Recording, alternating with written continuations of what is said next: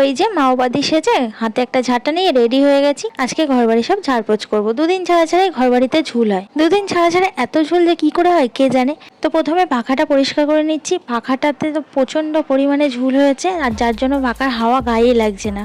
তারপর ঘরে ভালো করে ঝুলটা ঝেড়ে নিলাম, নিয়ে বিছানাটা ভালো করে ঝেড়ে নিলাম, দেয়ালগুলো সব ভালো করে ঝেড়ে নিলাম।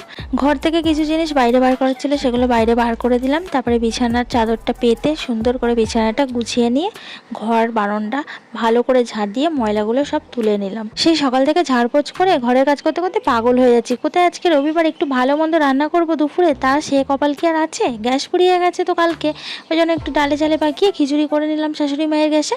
অনেক দিন থেকে ভাবছি ফুল গাছগুলো পুঁতবো, কিন্তু মাটি ছিল না। পাশের বাড়ি থেকে চেয়ে নিয়ে এলাম মাটি, নিয়ে এসে ফুল গাছগুলো পুঁতে দিলাম। সব কাজকর্ম সেরেই স্নান করে এলাম, আর এখন ঘড়িতে 4টে বাজতে 10 মিনিট বাকি। এখন আমার খাওয়া হয়নি। চলো এবার আমি খাওয়া দাওয়াটা সেরে নিই। ভালো লাগলে লাইক করে দিও, কমেন্টস করে জানিও কেমন লাগলো। সবাই ভালো থেকো।